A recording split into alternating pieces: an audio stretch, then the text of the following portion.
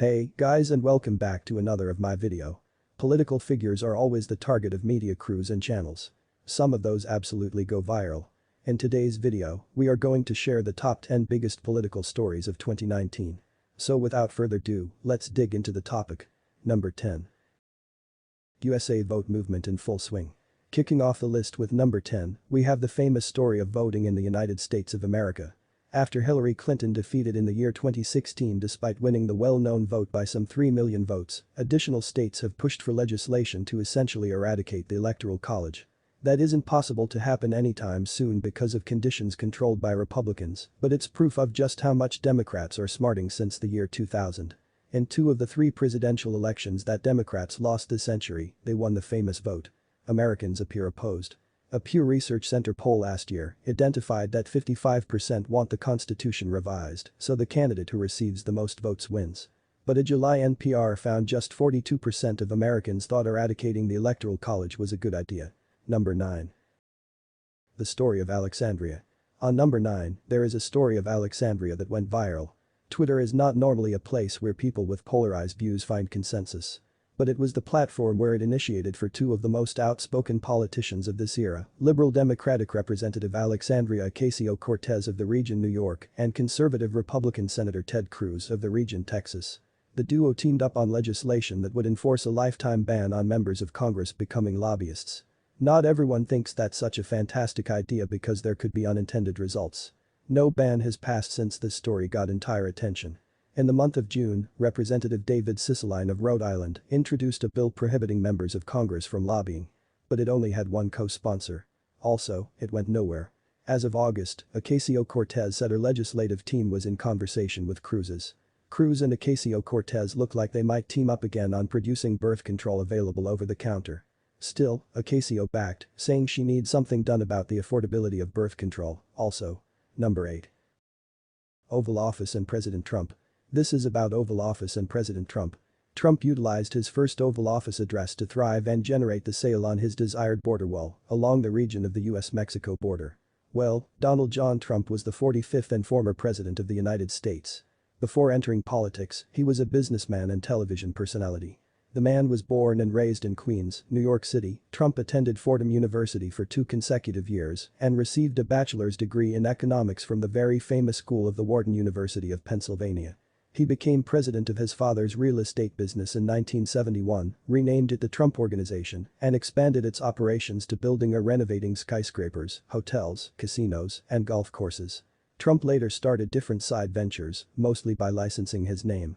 Trump and his businesses have been involved in more than 4,000 state and federal legal actions, including 6 bankruptcies. He owned the Miss Universe brand of beauty pageants from the year 1996 to 2015 and produced and hosted the reality television series The Apprentice from the year 2003 to 2015.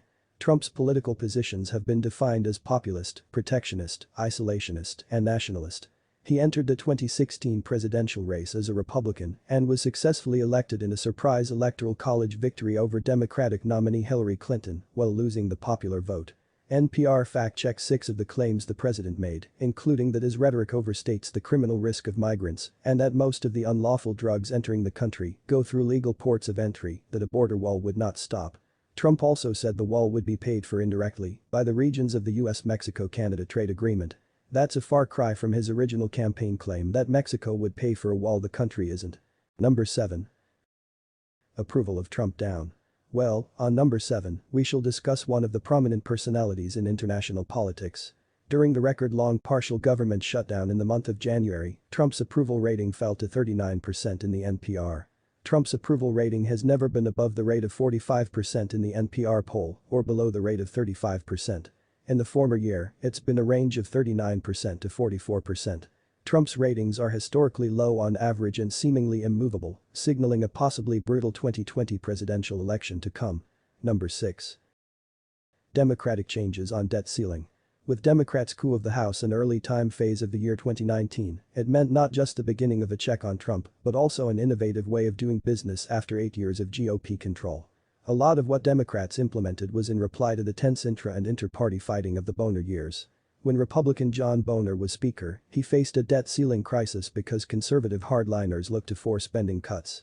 Pelosi moved to make debt ceiling raises automatic. She also created a committee to address climate variation, revived a rule to give lawmakers 72 hours to read major legislation before they can vote, and revised rules on discrimination to allow religious headwear to be worn in the House chamber. And looking to avoid the coup attempts faced by Boehner, she made it tougher to oust a sitting speaker. Pelosi's tight hold on caucus would show again in the push to impeach Trump. Just two Democrats, one of whom switched to become a Republican, defied Pelosi and voted against the most important article of impeachment against Trump, exploitation of power. Number 5. Illegal immigration. On number 5, there is a famous issue that is related to illegal immigration. The problem of illegal immigration has been subjugated by the discussion of migrants coming across the nation's southernmost border because of Trump's movement for a border wall. But the reality is that most people in the region of United States illegally didn't cross the border, they came legally and didn't leave. In the financial report of 2017, the number of immigrants who overstayed their visas was twice the number of people caught trying to cross the US-Mexico border. Number 4. The Report of Mueller. The Mueller report on Russian interference in the year 2016 election was arguably the most anticipated document of the year 2019. That 400-page report noted that while the Justice Department's guidance is not to charge a sitting president, the findings did not exonerate Trump. The proof we obtained about the president's activities and intent presents difficult issues that prevent us from conclusively determining that no illegal conduct occurred, the report noted.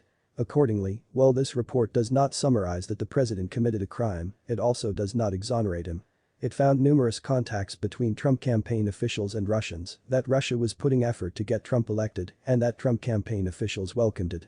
The report also revealed several potential examples of obstruction of justice committed by the president. The Constitution requires a process other than the criminal justice system to formally blame a sitting president of wrongdoing, Mueller said in a news conference, a month after his report was released. But that process impeachment would not come, as it related to the Mueller report, especially after the special counsel Wobbly People testimony in the month of July. After the Ukraine affair, Democrats did consider an obstacle of justice charge, as it relates to the Mueller report, to show a broader pattern from the president, but they ultimately chose against it. Number 3. Trump's State and Union Address. This was Trump's first State of the Union address after the Democrats' coup of the House. But rather than tactfully acknowledge the new power dynamic in Washington, like previous presidents have, Trump jumped right in. He touted an unprecedented economic boom, it's not. These salaries are rising at the rapid pace in decades, and took credit for unleashing a revolution in American energy, making the U.S. now the #1 producer of minerals like oil and natural gas anywhere in the world, even though the record fracking expansion predates his time in office. Trump also cautioned, if there is going to be peace and legislation, there cannot be fighting and inquiry. Obviously, that threat did not stop Democrats from impeaching him. Number 2. Alexandria and Green New Deal. Ocasio-Cortez was one of the breakout figures of the year of 2018 election. She ran as an unabashed and inflexible progressive who stood for the opposite of Trump.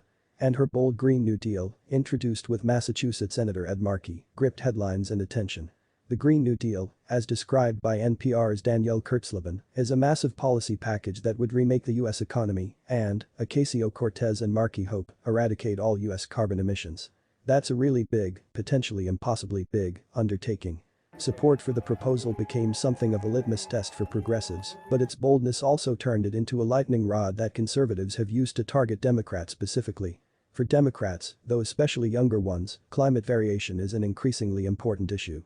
In the latest NPR, climate change is the number 2 issue for Democrats and tops the list for progressives and Democratic men. Number 1. The Speaker Pelosi. On top of our today's list, the popular political story is about the Speaker Pelosi. This story revealed the newfound power of House Democrats. As a sign of the close relationship between Republican former Speaker Paul Ryan and Vice President Pence, a former congressman from Indiana, Ryan set aside office space for Pence on the House side. But very soon after Pelosi was sworn in, she reversed that.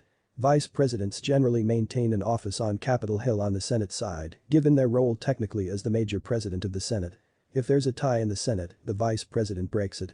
Pence has so far been called on to break ties absolutely 13 times during the Trump administration, including on the nomination of Education Secretary Betsy DeVos to begin a great debate on repealing the health care law and on a bill to permit states to withhold federal family planning funds actually from Planned Parenthood. Life in the minority in the House is difficult. The majority rules and makes them, and this showed that in a very tangible way. So, this was all about the top 10 biggest political stories of the year 2019. Hope you liked today's video and found all information fascinating and interesting. If you want to hear more from us, don't forget to subscribe to our channel and click the bell icon so you never miss an update. That is all for today. See you soon in the next video. Thanks for watching.